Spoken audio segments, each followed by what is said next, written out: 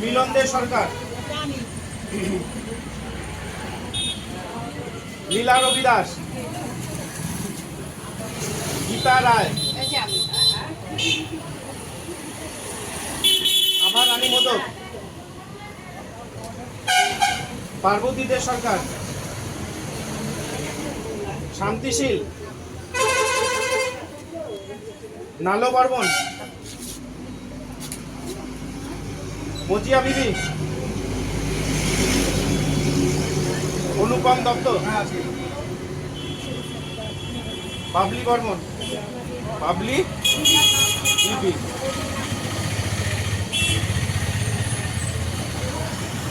মলীন্দ্র রায়,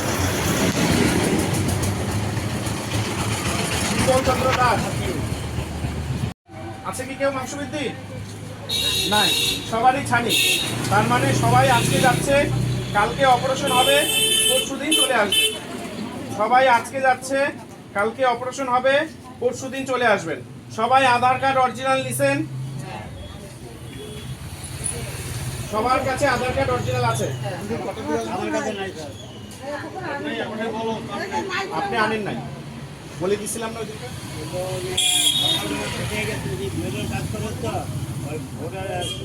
সকালবেলা বেরিয়ে গেছে, ওই কথা মনে আধারটা তো আপনার, সে বেরিয়ে গেছেন আপনার, আপনার ওই একসঙ্গে রাখে আর কি গডরেজের ভিতরে। তাহলে এই সমস্যার সমাধান কিন্তু আমার কাছে নাই। আপনাকে পাঠাচ্ছি, যদি আধার কার্ড ছাড়া হয়, সে কে? ছেলে আপনার? না, ওয়াইফ। আপনার ওয়াইফ? তো ওয়াইফের হোয়াটসঅ্যাপ নিশ্চয়ই আছে, আপনার মোবাইল আছে? তো ওয়াইফকে যদি ওইখানে অরিজিনাল দেখতে চান, ওয়াইফকে হোয়াটসঅ্যাপে করতে বলবেন, ম্যানেজ হয়ে যায় তাহলে হবে, নতুবা কিন্তু অপারেশন হবে না। আধার কার্ড অরিজিনাল, আমি তো জেরক্স তো দিয়েছেন, অরিজিনাল যদি দেখতে চান তখন কী হবে? সব জায়গায় তো অরিজিনাল দেখতে চান, আপনি আনেননি, এটা আপনার ভুল। কিন্তু যদি হোয়াটসঅ্যাপে পাঠাইতে যদি ব্যবস্থা হয়ে যায় তাহলে হয়ে যাবে, আমি আপনাকে পাঠাচ্ছি। দেখেন, কিন্তু ভোটকে আগেই ফোন করে বলে দেবেন, কালকে যদি কোনো ফোন যাবে, আজকে রাতে যদি ফোন যায়, ফোনের জন্য, হোয়াটসঅ্যাপের জন্য, ওই নম্বরের জন্য আধার কার্ডটা অরিজিনাল পাঠায়। বুঝতে পারলাম? বাদ বাকি সবাই আধার কার্ড আনছেন অরিজিনাল? সবাই? আপনিও আনেন নাই? তাহলে বাড়িতে কারোর হোয়াটসঅ্যাপ আছে, যদি ইনার কাছে একটা ফোন নম্বর দিয়ে দেন, আপনার ঠিক করে ওই দিচ্ছেন তো, ওই নম্বরে যোগাযোগ করে হোয়াটসঅ্যাপে পাঠিয়ে দিতে হবে। তাতে যদি হইলো, না না হলে কিন্তু এই ভুল আপনার, আমার কিছু বলার নেই। বাদ বাকি সবাই আনছেন? ঠিক আছে। যাইতে চাইলেন তো বাস তো চলে আসছে, আপনার জন্য তো বাস অপেক্ষা করবে না। আপনি ভুল করছেন, তার দায়িত্ব আমাদের না। শোনেন, আপনারা সবাই আজকে যাচ্ছেন, কালকে অপারেশন, পরশুদিন ছুটি। বাস এখনই ছাড়বে, একদম আরেকটু জায়গাতে কিছু পেশেন্ট তুলবে, তোলার পরে একদম ডাইরেক্ট শিলিগুড়ি চলে যাবে। ঠিক আছে? এখান থেকে ছাড়ছে, বাস যেখানেই দাঁড়াক আপনারা কিন্তু নামবেন না। এখান থেকে উঠাই দিচ্ছি, আর কোথাও যদি নামেন সেই দায় কিন্তু আপনার, আমার কিন্তু দায় না। কারণ বাসের যে ড্রাইভার আছে সে কিন্তু চেনে না আপনাদের যাবে, কে কোথায় নামিয়ে বাথরুম গেল, তার কিন্তু দায়িত্ব না তাকে তোলার মতো। কথাটা বুঝবেন? বাসে তুলে দিচ্ছি, একদম যায় শিলিগুড়িতে যায়, একদম নামবেন আমাদের হসপিটালে। আবার যখন ওখান থেকে বাসে তুলে দিবে, ডাইরেক্ট এখানেই নামবে। কার বাড়ি চিড়াখানা, কার বাড়ি টাপুরহাট, কার বাড়ি ডাওয়াগুড়ি, আমার দেখার দরকার নেই। আপনারা ঘুঘুমারি পেশেন্ট, ঘুঘুমারি থেকে যাচ্ছেন, ঘুঘুমারিতে এসে নামবেন। পরিষ্কার বোঝাতে পারলাম? কোনো পেশেন্ট পার্টি যদি বলে আমার পেশেন্ট কোথাও উদাহরণ হয়ে গেল, আমি কিন্তু দাঁড়িয়ে আসবো না। যদি কোথাও নামে, চা খাওয়ার ইচ্ছা হইলো, কারোর পান খাওয়ার ইচ্ছা হইলো, নামলে তার দায় কিন্তু আমার না। মহিলা মানুষ, কে বমি করে? কেউই বমি করেন না, তাই তো? পরিষ্কার হবে, কেউ বমি করেন না তো?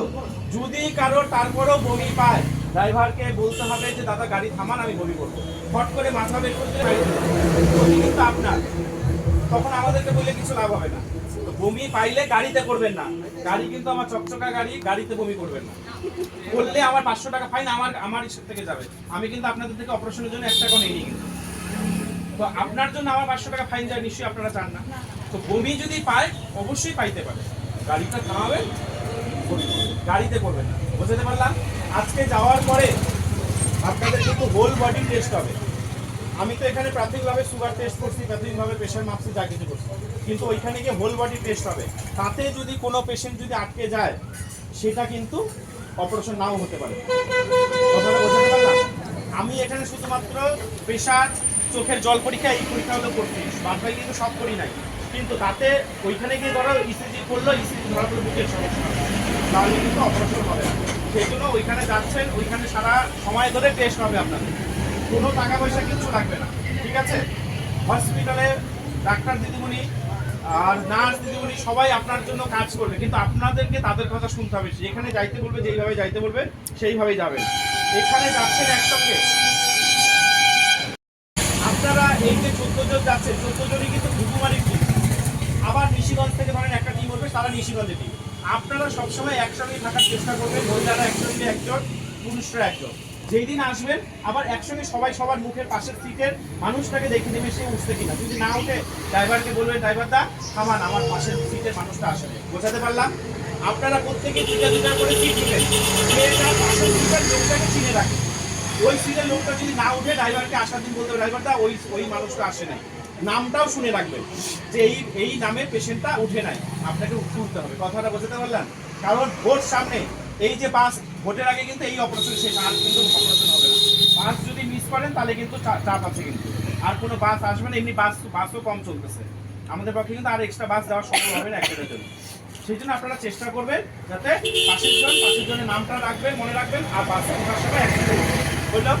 এখন একটা কথা বলি, যদি দেখা গেল এই 14 জনের মধ্যে কারোর একটা অপারেশন হইল, ডাক্তার দেখার পরে বললো যে অপারেশনটা সাকসেস হয়নি, আবার অপারেশন করতে হবে, ভালো করে বুঝবেন। ডাক্তার বললো যে না, আবার অপারেশন করতে হবে, কোনো সমস্যা, তাকে রাখতে চাই, তাহলে কিন্তু আপনাদেরকে থাকতে হবে। আপনাদের যেই পেশেন্টকে বলবেন সেই পেশেন্টকে থাকতে হবে। কথাটা বোঝাতে পারলাম? এই 14 জন যাচ্ছে, 14 জনের তো বয়স সমান না, কারোর বয়স বেশি, কারোর বয়স কম, ঠিক আছে? তো কারোর যদি সমস্যা দেখা যায়, ডাক্তার যদি বলে যে না আপনাকে থাকতে হবে, তাহলে কিন্তু থাকতে হবে। সবাই চলে আসবে বলে আপনিও বললেন না আমাকেও চলে যেতে হবে, এমন কোনো কিন্তু আসলে কিন্তু ক্ষতি আপনার। বোঝাতে পারলে পেশেন্ট পার্টি সব শুনলেন তো কথাটা? 14 জনের মধ্যে 14 জনই অপারেশন হয়ে যাবে, কিন্তু কারোর যদি সমস্যা থাকে, 3বার কথা রিপিট করলাম, কিন্তু থাকতে বললে অবশ্যই থাকতে হবে। কারণ আপনাকে রাখা মানে আমাদের খরচা, কিন্তু আপনাকে ভালো করা আমাদের দায়িত্ব, কর্তব্য। সেই জন্য আপনাকে থাকতে বলে অবশ্যই থেকে যাবেন। পরবর্তীতে আপনি হসপিটাল নার্স দিদিমণি বা কাউকে দিয়ে আপনার বাড়িতে ফোন করাবেন। পরের দিন যখন ছুটি দিবে তখন বাড়ির কেউ যায় আইসে আপনাকে নিয়ে আসবে। কথাটা বোঝাতে পারলাম? ওই একজন যে থাকবে তার জন্য কিন্তু একটা বাস আমি দিতে পারবো না, পরিষ্কার কথা। 14 জনের জন্য বাস অবশ্যই আসবে, 14 জনই পরশু দিন। একজন যদি কেউ থেকে যায় তাহলে বাড়ির লোককে ফোন করবেন যে বাবু আমাকে নিয়ে যান পরের দিন। বোঝাতে পারলাম? পেশেন্ট পার্টি শুনলেন, পরের দিন বলবেন যে আমার পেশেন্টটা রয়ে গেছে, আপনাদের দায়িত্ব নিয়ে আসা, আমার কোনো দায়িত্ব না। আমার দায়িত্ব পেশেন্টকে সুস্থ করার, নিয়ে যাওয়ার একটা বেনিফিট পাচ্ছেন আমার তরফ। এই বাসটা আসলে তার জন্য আমাকে খরচা করতে হবে, আপনাদের কাছ থেকে কোনো টাকা পয়সা নেওয়া হয় না। বুঝতে পারলাম? বুঝলেন? এখন হচ্ছে কথা, অপারেশনের পরে 4টা চেক আপ করতে বলে হসপিটাল বলে যে আমাদের ওখানে যায় চেক আপ করতে ফাটাপুকুরে। আপনারা 14 জনের কি মত, সবাই যায় ফাটাপুকুরি চেক আপ করবেন না আমার গুগুবাড়িতে সেন্টারে চেক আপ করবেন? সবাই কি একমত? হসপিটাল কিন্তু বলে হসপিটালে যায় চেক আপ করার জন্য, কেন হসপিটালে তো আপনারা এখানে চেক আপ করে সবাই রাজি, তাহলে কিন্তু আমি হসপিটাল থেকে পারমিশন নিয়ে আপনাদের সবার চেক আপটা এখানে করব। 4টা চেক আপ করতে হবে। আজকে কি বার? বৃহস্পতিবার, শুক্রবার, শনিবার দিন আপনি আসতেছেন। 4টা শনিবার আপনাদের চেক আপ হবে। যেই শনিবার আইসে পৌঁছাইলেন সেই শনিবার ধরে 4টা শনিবার আপনাদের চেক আপ হবে। সেই চেক আপটা ঘুঘুমারিতে। চেক আপের দিন অবশ্যই হসপিটালতে একটা বড় ফাইল দিবে, সেই ফাইলটা নিয়ে আসতে হবে। হয়েছে? সকাল 10টা থেকে দুপুর 2টার মধ্যে চেক আপ মানে কি কোনো ভিজিট দিতে হবে? কোনো ভিজিট দিতে হবে না। অপারেশনের পরে কোনো ভিজিট লাগবে না। বুঝতে পারলাম? অপারেশন হয়ে আসার পর বাস কিন্তু এখানেই থামবে, এখানেই সবাইকে দেখা করে যেতে হবে।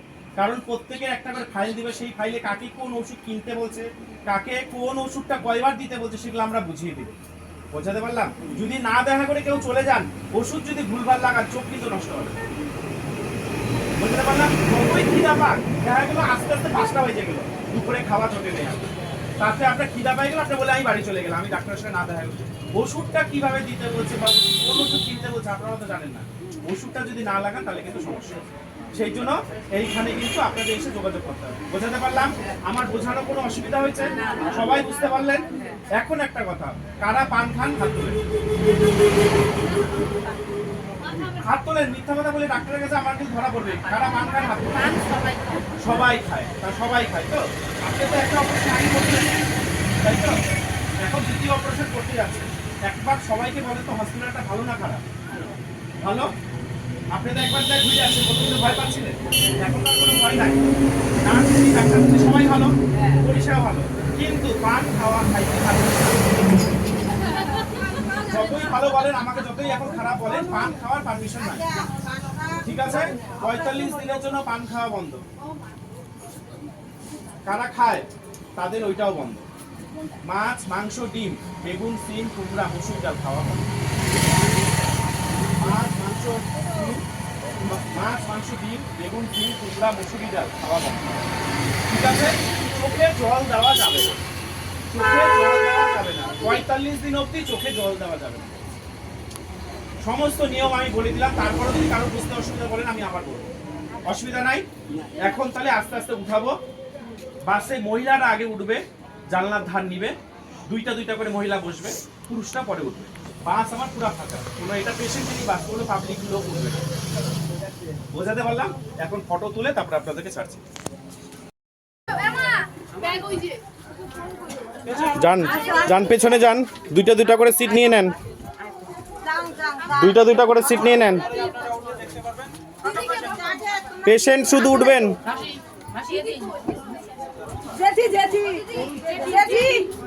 যান, পরপর বসেন, দুইজন বসেন।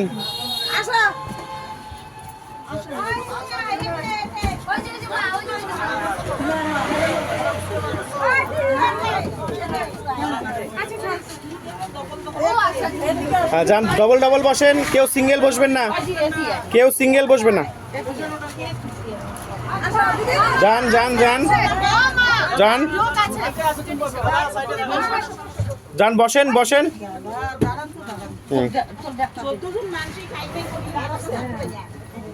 ওঠেন, এখানে না, পিছনে যান, এই সিটটা ভালো না, পিছনে যান। দুইজন করে ছেলে বসবেন।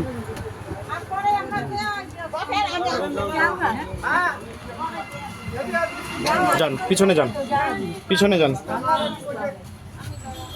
রাখছিলাম জলের সেটা ভবনের বোতলটা দিতে রাখছিলাম, ব্যাগটা এখানে রাখছিলাম জল।